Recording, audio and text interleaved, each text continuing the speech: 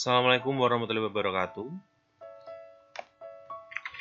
Pada video kali ini, saya akan menjelaskan mengenai regresi ya. Karena sebelumnya sebenarnya materi regresi itu dibahas di pertemuan sebelumnya, cuman akan kita bahas hari ini. Jadi untuk fokus kita hari ini adalah membahas mengenai apa itu regresi, terus kemudian bagaimana cara perhitungan untuk regresi linear sederhana. Ya, jadi kalau kita berbicara mengenai regresi, tentunya teman-teman cukup awam sekali sebenarnya apa yang dimaksud dengan regresi. Regresi itu sebenarnya adalah salah satu metode yang ada dalam statistika yang membahas terkait suatu variabel yang mempengaruhi variabel lainnya. Apa itu variabel? Variabel itu adalah sesuatu yang kita ukur. Ya, jadi kalau misalkan teman-teman mengukur atau meneliti terkait rata-rata IPK mahasiswa, jadi artinya di situ variabel yang teman-teman gunakan adalah IPK mahasiswa. Jadi sesuatu yang diukur dalam suatu penelitian, dalam suatu research itu adalah disebut dengan variabel. Karena variabel itu adalah sesuatu atau kumpulan data yang kita gunakan untuk analisis, yang akan kita gunakan untuk memecahkan suatu persoalan. Nah, itu disebut dengan variabel. Nah, kalau dalam regresi itu adalah suatu metode yang digunakan untuk menganalisis apakah suatu variabel prediktor itu berpengaruh terhadap variabel respons serta berapa besar pengaruhnya. Jadi yang dimaksud di sini yang teman-teman baca di sini ada variabel prediktor sama variabel respons. Variabel dalam regresi itu ada dua, ada variabel respons sama variabel prediktor. Variabel respons itu adalah variabel yang dipengaruhi oleh variabel prediktor, ya, variabel yang dipengaruhi oleh variabel prediktor atau kata lainnya disebut dengan variabel dependent atau variabel terikat. Sementara variabel prediktor itu adalah variabel yang diduga berpengaruh terhadap variabel lainnya. Di sini adalah kata lainnya adalah variabel independen atau variabel bebas.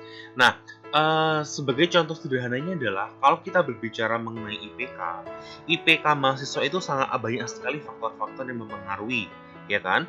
Ada kalau kita berbicara mengenai IPK apa saja sih berpengaruh? Misalkan saja nilai, terus kemudian bagaimana dia belajar, lama belajarnya, terus kemudian bagaimana apakah dia memiliki kelompok belajar, apakah dia memahami materinya, pemahaman materi seperti itu.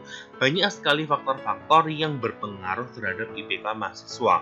Nah, faktor-faktor yang berpengaruh, yang diduga berpengaruh terhadap faktor mahasiswa seperti lama belajarnya, terus kemudian pemahaman materinya dan sebagainya tadi, itu disebut dengan variabel prediktor. Sementara untuk variabel yang diduga dipengaruhi itu adalah IPK mahasiswa.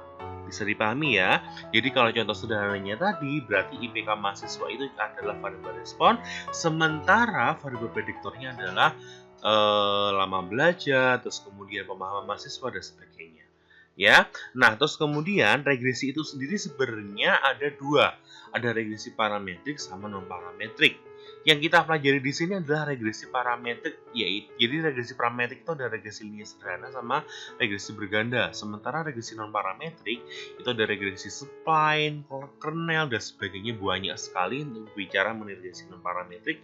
Tapi kalau sebagai contoh sederhananya kalau regresi parametrik itu salah duanya adalah regresi linear sederhana sama regresi berganda. Ya, nah regresi yang kita bahas di sini adalah mengenai regresi linear sederhana. Bedanya antara regresi linear sederhana dengan regresi berganda, kalau regresi linear sederhana itu nanti variabel prediktornya jumlahnya hanya satu, banyaknya hanya satu. Sementara regresi berganda itu nanti variabel prediktornya adalah jumlahnya lebih dari satu.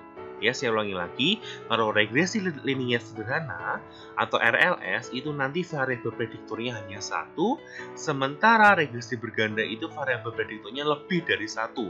Kayak misalkan contohnya tadi kan IPK tadi kan dipengaruhi oleh lama belajar, pemahaman, terus kemudian nanti sulit tidaknya soalnya dan sebagainya. Nah, itu nanti kalau lama belajar kita diduga berpengaruh terhadap IPK, terus kemudian pemahaman terhadap IPK, apa itu namanya, diduga berpengaruh terhadap IPK. Nah, itu kan nanti kan lebih dari satu variabel prediktornya. Nah, itu disebut dengan regresi berganda. Sementara untuk yang kita pelajari di sini, kita hanya menggunakan satu variabel prediktor saja. Misalkan lama belajar diduga berpengaruh terhadap IPK, misalkan seperti itu saja.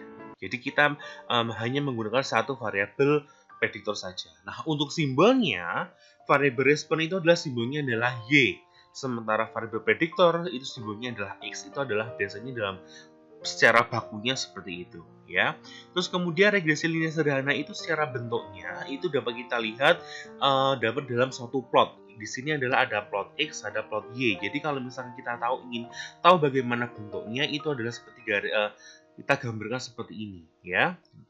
Terus kemudian langkah-langkahnya sebenarnya dalam analisis regresi itu langkah-langkahnya itu panjang sekali. Cuman kalau teman-teman nanti akan pelajari di sini adalah tahap analisis regresi itu sendiri, teman-teman nanti belajar tentang bagaimana bentuk model antara Y sama X, terus kemudian apakah X itu berpengaruh terhadap Y secara signifikan, terus kemudian modelnya itu sudah bagus atau belum. Nah, itu nanti kita pelajari. Sementara di bagian uji asumsi residual ini nanti teman-teman pelajari di mata kuliah selanjutnya, karena untuk proses uji asumsi residual ini prosesnya panjang sekali. Ya, jadi cukup nanti teman-teman membentuk model, signifikasi parameter dengan ANOVA, sama kebaikan modelnya. Ya, terus kemudian apakah modelnya dibentuk nanti sudah tepat atau belum. Terus kemudian apakah signifikasi parameter itu berkaitan sama apakah X itu punya pengaruh terhadap Y atau tidak. Nah, nanti kita lihat dengan ANOVA atau Analysis of Variance. Ya, terus kemudian regresi linear sederhana merupakan suatu metode regresi yang hanya memiliki satu variabel prediktor. Modelnya adalah Y sama dengan beta 0 plus beta 1 X1 ditambah E. Di sini adalah error. Ya, jadi yang kita cari nanti adalah beta 0 sama beta 1-nya. Ya, beta 1 rumusnya adalah ini, M sama dengan sigma X Y bla bla bla bla bla.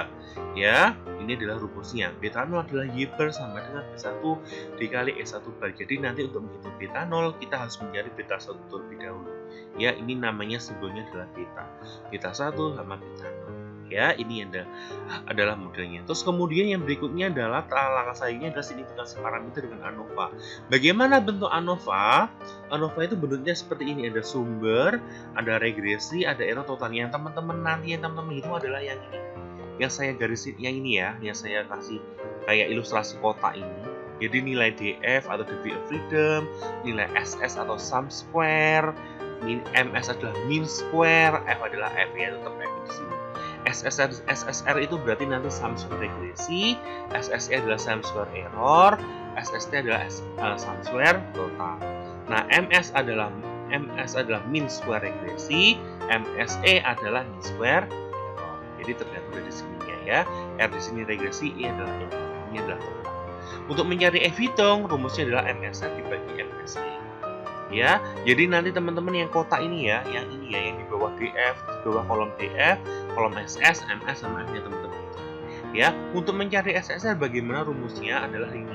Beta 0 dikali sigma Y ditambah beta 1 dikali sigma E1Y dikurangi sigma Y kuadrat dibagi N. Ya.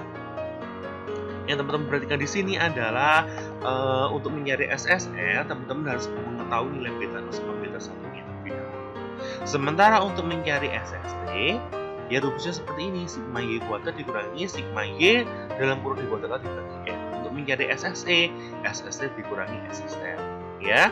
Terus kemudian untuk mencari MSR bagaimana? Yang MSR ini rumusnya adalah SSR dibagi DF. MSE, SSR dibagi DF-nya adalah M2. Ya, DF MSR sama dengan SSR dibagi DF regresi. DF regresi yang mana? Salah satu. MSE adalah SSE dibagi DF error. DF error yang mana? N-2. Ya, N di sini adalah banyaknya sama yang kita tetapkan. Sementara untuk mencari F adalah MSR dibagi MSE.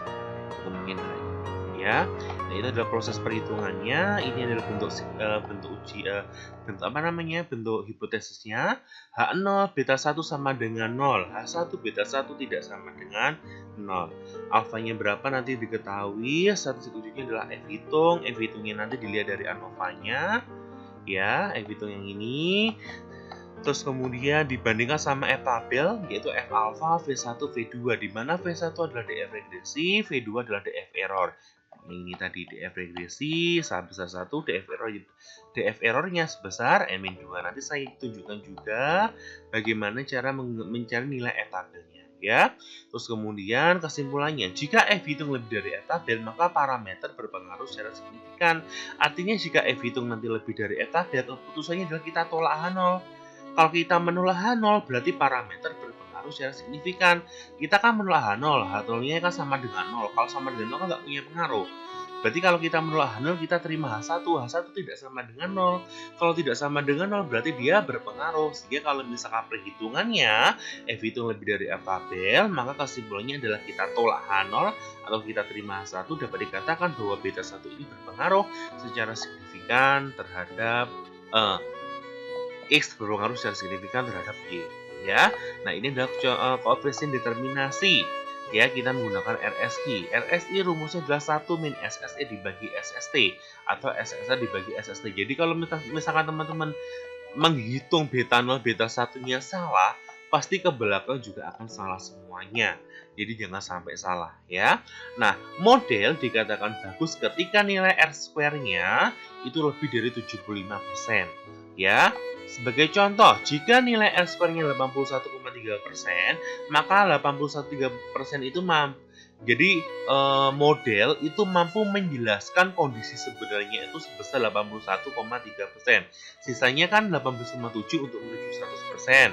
Dan itu kemungkinannya ada variabel X yang lainnya yang berpengaruh terhadap Y, tapi tidak digunakan untuk analisis. Ya, nah ini 18,7% itu dari mana dihitungnya? 100% dikurangi 81,3%. Ini adalah contoh ilustrasinya saja. Ya, nah itu adalah gambaran mengenai teori yang berkaitan sama regresi linear sederhana. Karena regresi linear sederhana itu sebenarnya prosesnya panjang.